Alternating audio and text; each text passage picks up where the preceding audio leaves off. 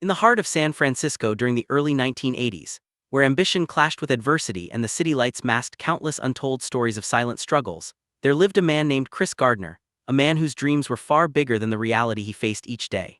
Born into poverty in Milwaukee and raised in a broken home filled with abuse, neglect, and instability, Chris had every reason to give up before life even began.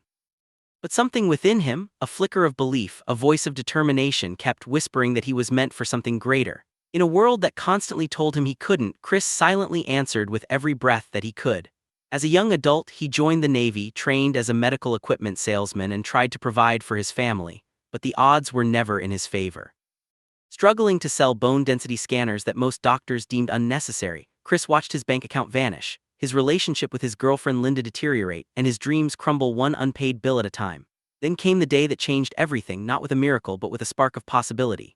Chris spotted a man stepping out of a red Ferrari and asked him two questions that would alter his destiny forever. What do you do, and how do you do it? The man smiled and said he was a stockbroker. That moment planted a seed in Chris's soul, one that would grow despite the storms ahead.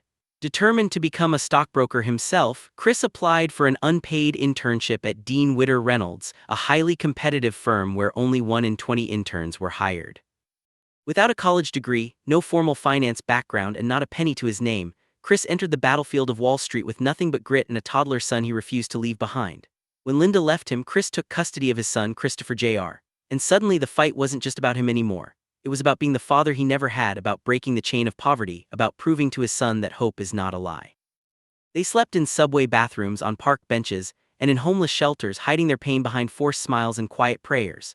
By day, Chris wore a cheap suit and competed with Harvard graduates on the trading floor. By night, he stood in soup kitchen lines, cradling his son in arms that refused to let go. He studied financial books on public transport, made endless cold calls with trembling fingers, and learned to master the art of persuasion. Every morning he arrived at the office earlier than anyone and left later than all, his suit wrinkled but his spirit unbroken. His son, too young to understand the sacrifices, often whispered, "Daddy, you're a good papa," and those words became fuel when Chris felt like giving up. He was often humiliated, overlooked, and exhausted, but never defeated. One day, after months of relentless hustle, the moment arrived that would etch itself into history. The manager called him into the office, handed him a firm handshake, and said, "Congratulations, Chris, you're hired."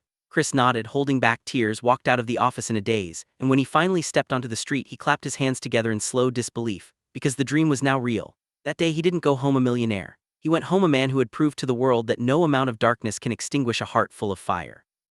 Chris Gardner would later go on to start his own multi-million-dollar brokerage firm, write best-selling books, and inspire millions around the world. But his greatest achievement wasn't the money or the fame. It was that he never gave up. He had been to the bottom, hungry, tired, broken, but he had climbed his way up, brick by brick, fueled not by luck but by unshakable persistence, faith, and love for his son. He showed the world that success isn't about where you start, it's about how far you're willing to go when everything says you should quit. His life became a living testimony that the pursuit of happiness is not about chasing money, but about holding on to dignity, responsibility, and belief in oneself when the world offers none. Chris's story became the very definition of hope, proof that even in your darkest hour, if you keep moving, one day the light will find you.